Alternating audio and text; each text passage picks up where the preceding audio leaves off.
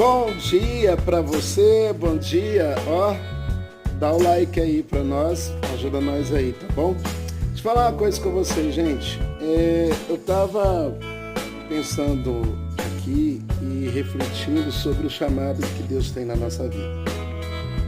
E muitas das vezes, por causa desse chamado, nós somos perseguidos, antes mesmo da gente tomar posse do mesmo, ou seja, tem muitas pessoas que, ao perceber que você tem esse chamado, ela já começa então a querer desconstruir aquilo que Deus tem na sua vida. Mas uma vez que Deus ele tem para você, ele não deixa o inimigo tocar. Ele tenta, o inimigo tenta, mas não consegue.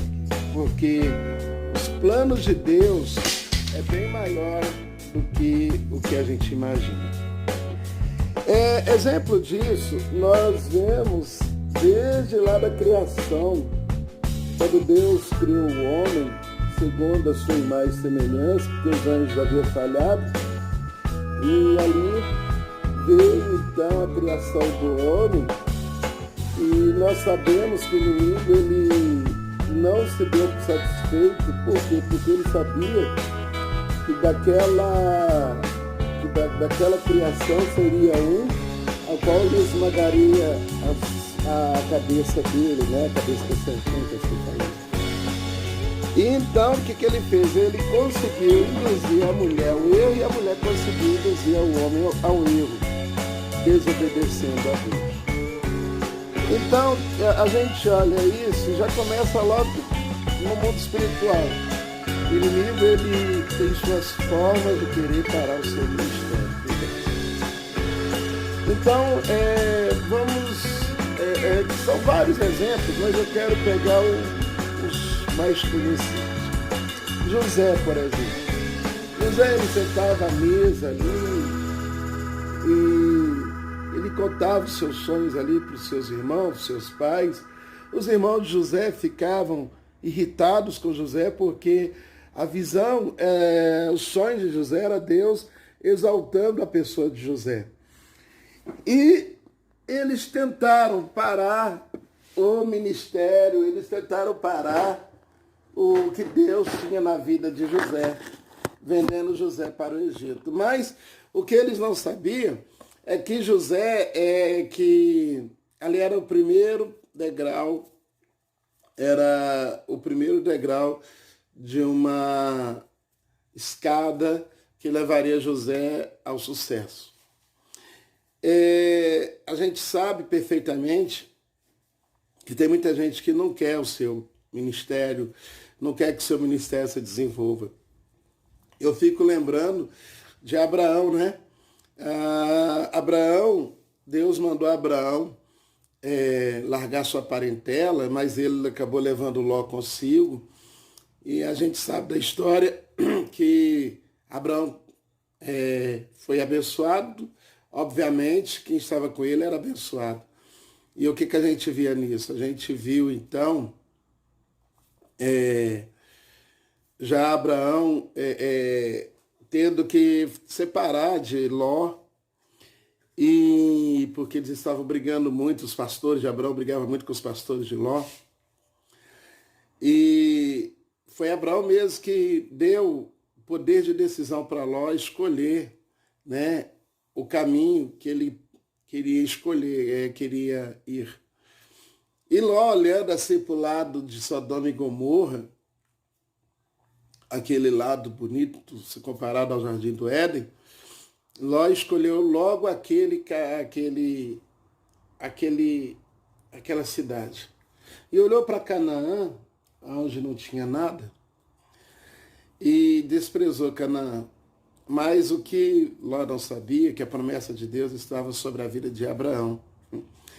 E aonde Abraão colocasse a planta dos pés dele, Deus também ali estava. Então, o que a gente vê? Tem muita gente que que quando sabe do que Deus tem na sua vida, fica com inveja, fica querendo ter o que você tem, fica aprontando mil e uma coisas, Mas por mais que eles tentam, eles não conseguem, porque quando a promessa de Deus é para a sua vida, eles podem te mandar você para o pior lugar que existe, um lugar, uma terra seca, uma terra morta, mas aonde você chega, a presença de Deus também chega. E aquela terra seca, aquele deserto, torna-se no jardim. Eu estou falando isso porque a gente vê José, vou voltar em José de novo, a gente vê José e nós sabemos que houve de uma tudo para José desanimar. Houve calúnia, houve esquecimentos, houve prisão, houve tanta coisa. Mas José, ele não perdia o foco.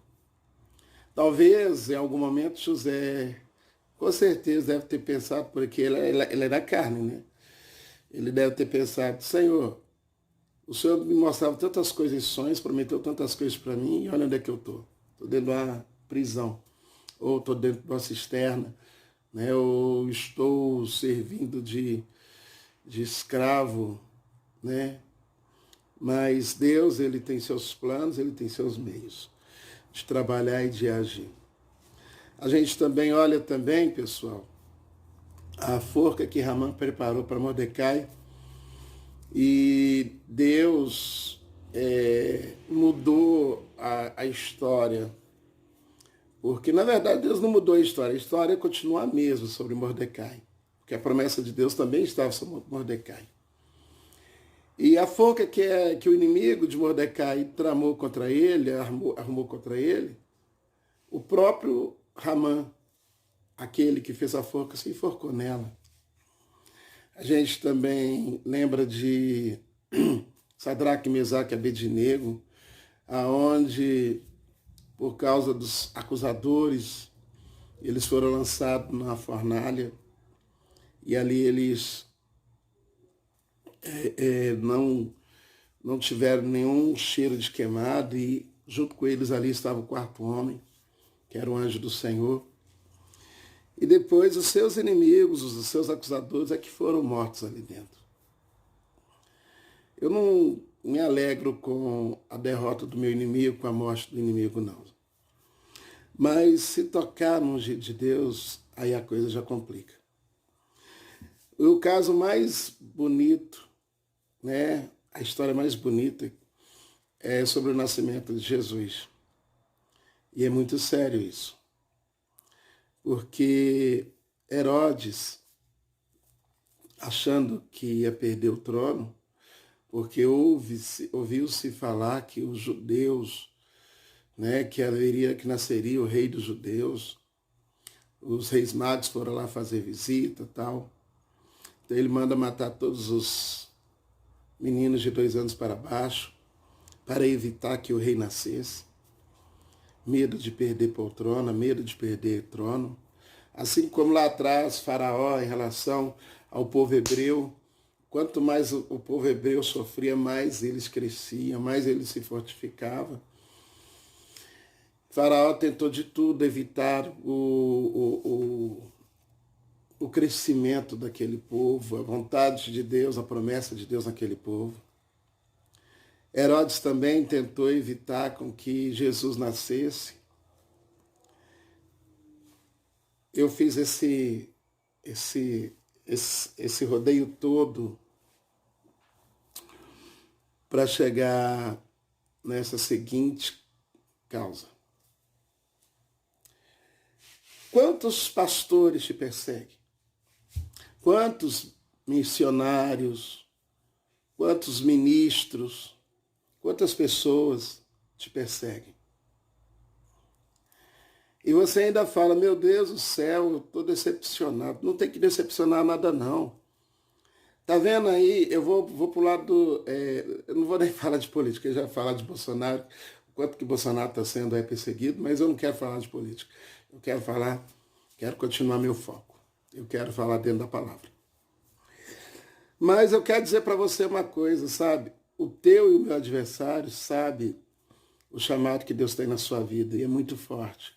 E ele tenta barrar de todas as formas. Cabe a você não deixar. Cabe a você não aceitar. Pode ter certeza que quando a perseguição é grande é porque o chamado é maior ainda. Às vezes você tenta congregar num lugar e não dá certo, congregar em outro lugar não dá certo, congregar em outro lugar não dá certo. Porque sempre onde você vai, as pessoas ali apegam em você e os pastores acham que você está querendo fechar, tomar o ministério dele, tomar o rebanho deles e aquela coisa toda. Mas eu quero te dizer nesta manhã de sexta-feira, sabe por que que Deus não vai deixar você em lugar algum? Eu vi uma pessoa falando o seguinte, que Deus falou com ela assim, não coloque sua ferramenta em horta que não é sua, em obra que não é sua. Porque não adianta, onde você vai, a sua carisma, o seu chamado vai chamar a atenção. Tanto daqueles que vão querer te seguir, como daqueles que vão querer te perseguir. As pessoas não querem perder o posto. As pessoas não querem perder título.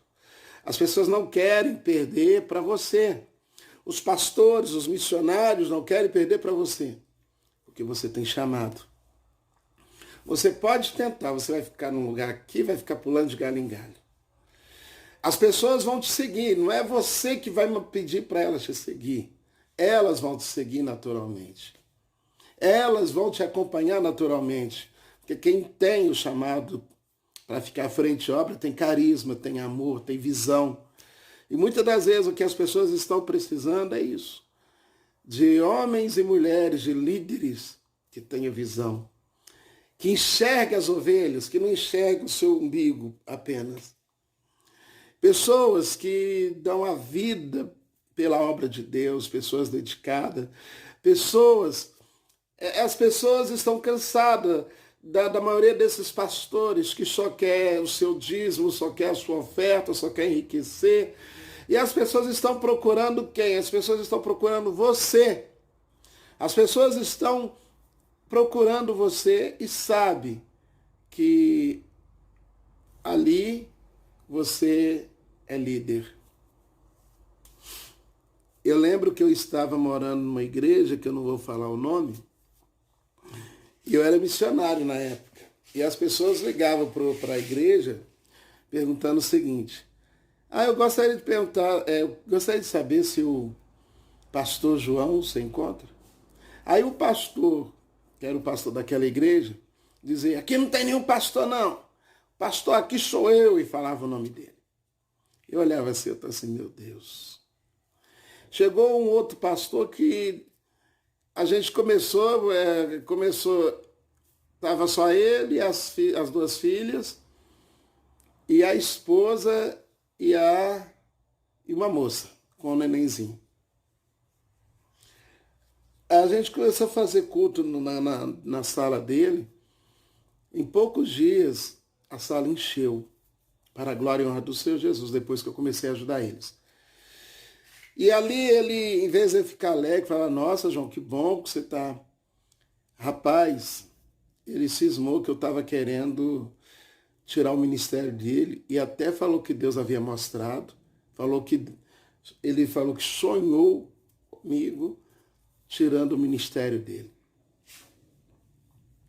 É incrível, né?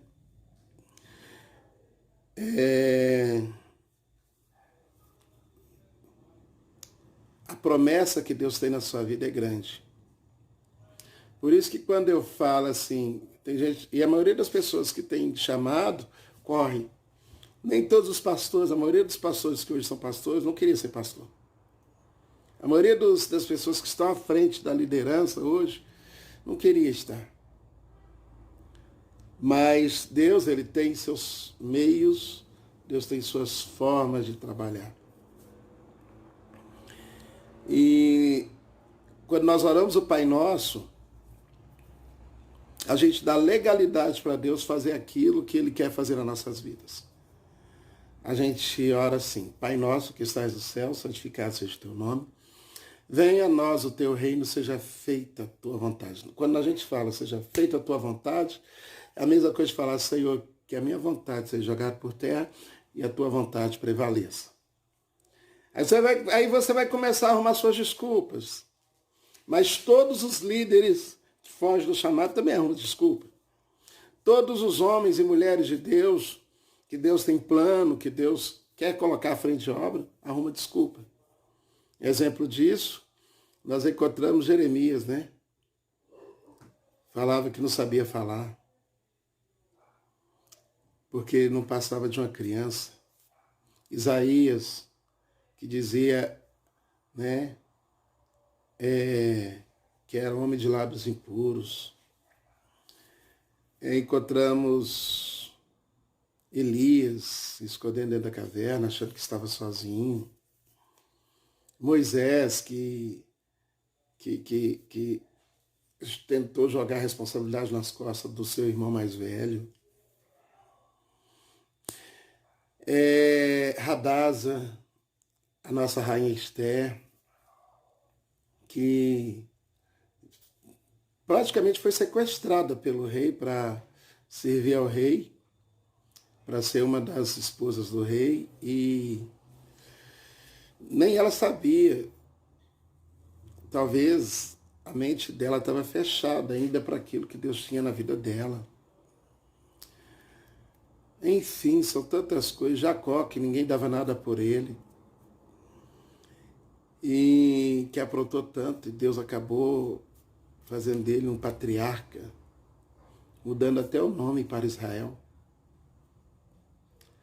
Então é isso aí. Que você não corra do chamado que Deus tem na sua vida. É muito forte. Por mais que você fala, é pesado. Eu sei que é. Você sabe por que a maioria dos pastores não aceita a tua unção? A maioria dos pastores não aceita que você nem suba nos púlpitos deles. Porque sabe que aonde você passar, a presença de Deus passará junto. E as pessoas vão olhar aquilo e vão querer te acompanhar. É como um motorista que não confia em outro motorista. Mas não tem jeito. Pode tentar barrar, mas não vai conseguir. Que Deus abençoe suas vidas. Eu também não estou dizendo para você também abrir congregação de hoje para amanhã. Começa a fazer uns cultinhos, umas reuniões domésticas. Faça a base. Tenha um time. É igual Jesus. Jesus, ele teve primeiro, ele chamou primeiro os 12 discípulos, para depois ele ir para a multidão. Faça a base. Começa nas reuniões, ensinamentos bíblicos, sabe? 1 hora, durante 3 vezes na semana. E se for de Deus, vai prevalecer. Se não for, não vai. Atos, agora eu estou pegando aqui a palavra, Atos, eu lembro uma coisa de Paulo, do livro de Atos, quando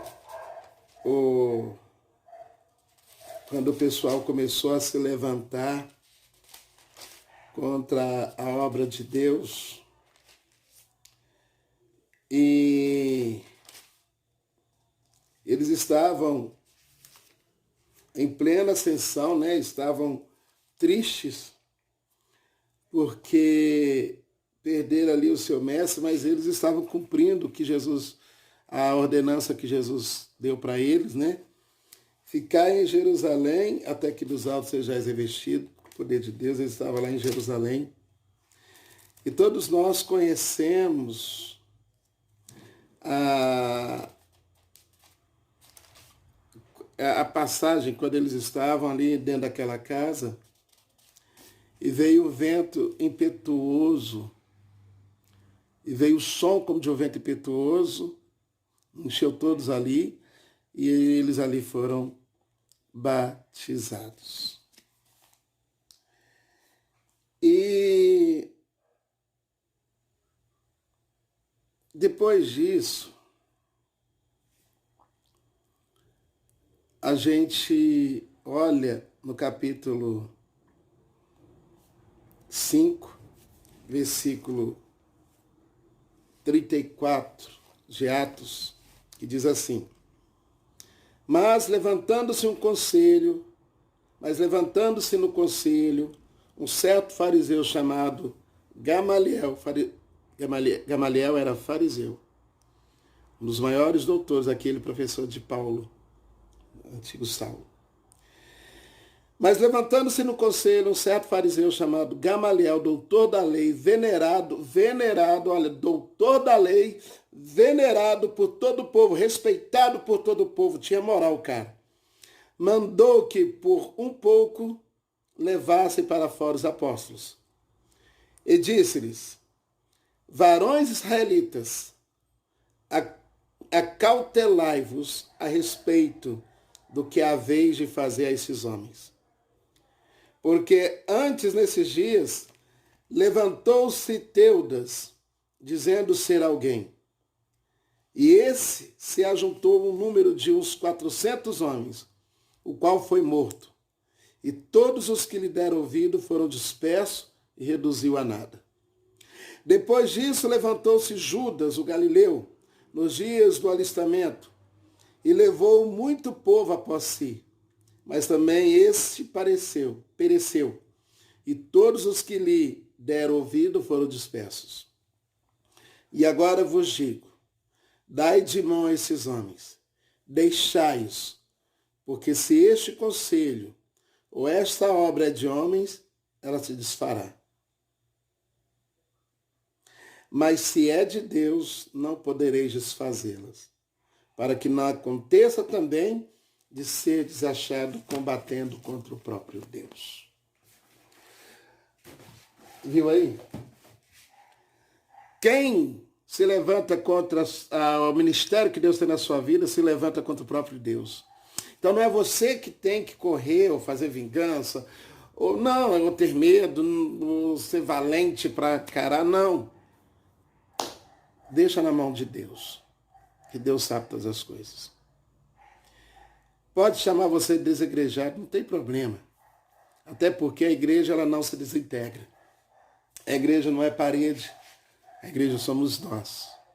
A igreja nunca vai deixar de ser igreja. Não existe desegrejados. Quem pertence ao corpo, do corpo é. Se esse dedinho aqui, ó, for arrancado e jogado no cantinho lá, e passar alguém, falar assim, olha, esse dedo é de algum corpo. Ou seja, não tem como. Então, pessoal, é o seguinte, que Deus traga paz ao seu coração. A paz e a graça do Senhor Jesus.